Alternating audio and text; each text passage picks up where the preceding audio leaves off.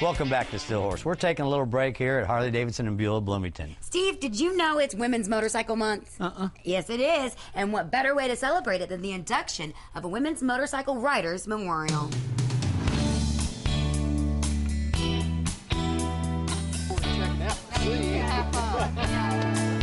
This is the first motorcycle safety memorial in the United States, first one in Indiana, first time it's ever been done.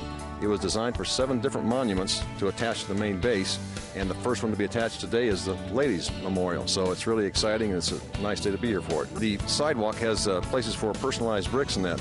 When the monument was dedicated in 2001, there was only one brick, one personalized brick, and over the last 9 years, now there's over 252, 53 counting today, that people have come down and placed bricks to remember motorcyclists, friends, family here at the memorial.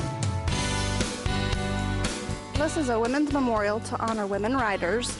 Ladies of Harley Chapter 1277 out of Muncie, Indiana has worked really hard on this for years. We've raised all the money and we finally have been able to have the memorial built, and so this is the dedication today.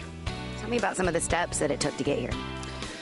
Oh wow, a lot of steps. We've done a lot of fundraising, from selling Abbey candles to bake sales. We held a silent auction, did some dances, things like that. On behalf of the Ladies of Harley, Muncie, and the Hog Chapter 1277 and Benson's Motorcycle, we welcome you to the dedication ceremony of the very first of its kind, Ladies Motorcycle Memorial. We're women of all kinds. We're single ladies. We're married. We're moms. We're grandmothers. We're business professionals or stay-at-home moms. Whichever, we need to stop and pause for a moment to recognize this memorial really means to women. Deb Sheet says, the memorial will bring memories of all the great adventures I had while riding. The memorial will always remind me of a wonderful group of ladies that shared the passion to create this memorial, working together for years until the task was complete.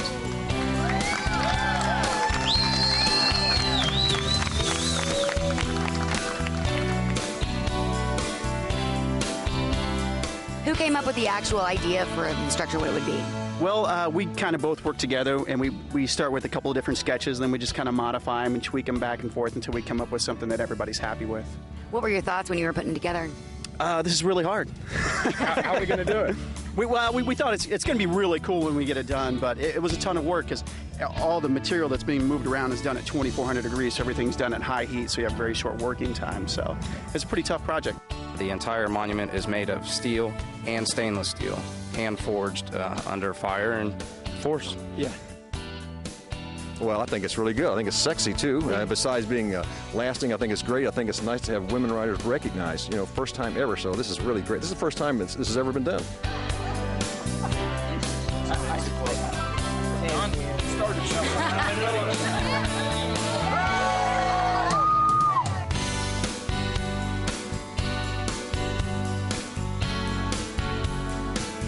A lot of ladies in our group that have been riding 20 plus years, and we just don't have anything out there just for us, so it's nice to have something just for us.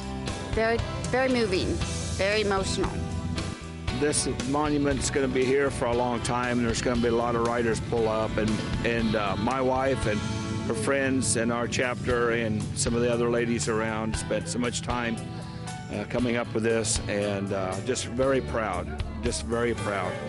So, Jeanette, is there any symbolisms to this monument that you guys specifically wanted?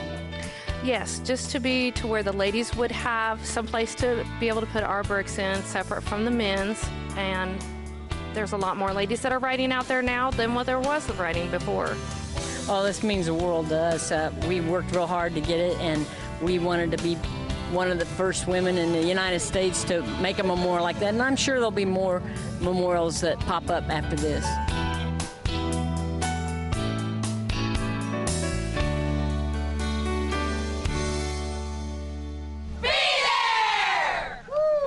Well, it's nice to see that the first spoke of that memorial is complete, and it's the only one in the nation. Leave it to the ladies to get it done first. Now it's time for this week's Horse's Mouth question.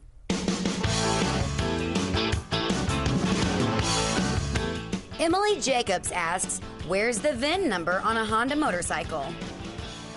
On all Honda motorcycles, the VIN is stamped on the frame and behind the steering neck, and also there is a white identification tag on the frame itself with the VIN and the make and the model, either on the left or the right side of the bike.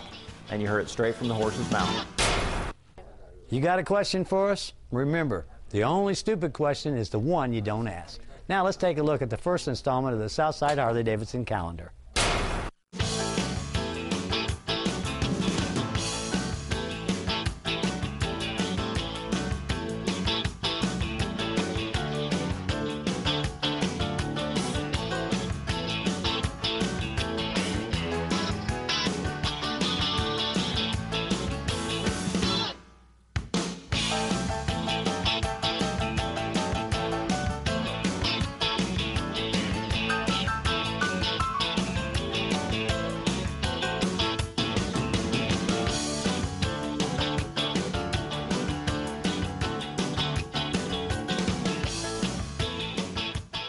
You know, Angela, there's so many cool bikes here, it'd make anybody feel like a celebrity to own one. Well, Steve, we can do better than that. We actually have a celebrity-owned bike on this week's Hollywood Ride.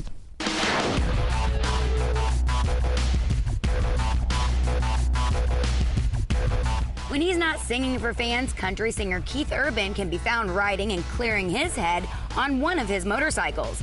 This bike is just one of the many in his collection. It's a custom Vengeance 7 Drifter built in 2007 by none other than Vengeance Motorcycles. The 124 cubic inch engine is air-cooled V-twin with TP Provent heads and cases with Brembo brakes and rigid suspension. Keith Urban has shared his passion for motorcycling by performing at the Buffalo Chip in Sturgis back in 2006. If you'd like to take a close look for yourself, you can check it out at the AMA Motorcycle Hall of Fame Museum as part of the Moto Stars Celebrities and Motorcycles exhibit through December 2009. Now that was a nice idea for a bike. This week's Safety 101 has to do with seasoned riders. What do they mean by seasoned? Don't worry, Steve. It's not old, it's just experienced. Huh. This week we're going to talk about seasoned riders. Those are riders over the age of 50 years old. As we get older, we have physical limitations that limit what we can do on a motorcycle and what we can't do on a motorcycle. Some of the things you want to watch for as you get older is your reaction time is reduced. This happens just through age and natural progression. So one of the ways to combat that is to slow down, open up a gap further in front of you than the car that's ahead of you so that you have more room to react. It gives you more time to visually see a problem occur before you have to react. If you take prescription drugs, say for allergies or high blood pressure, this could also affect your reaction time. So be sure to read the warning labels and factor that into your riding. Finally, fatigue. Remember that fatigue on a motorcycle occurs practically at any age, but as you get older, the elements, wind, traffic, and stress tend to wear the body out even more. The way to combat that is take frequent breaks, pull over to the road, especially if you get into a high-stress situation. Once you get out, pull over the road, take a break, get a cup of coffee, and relax. The oldest rider in the state of Indiana was 91 years old when he passed away 2 years ago. He had 0 accidents. Let's see if we can beat that record. Until next week, I'll see you on the road.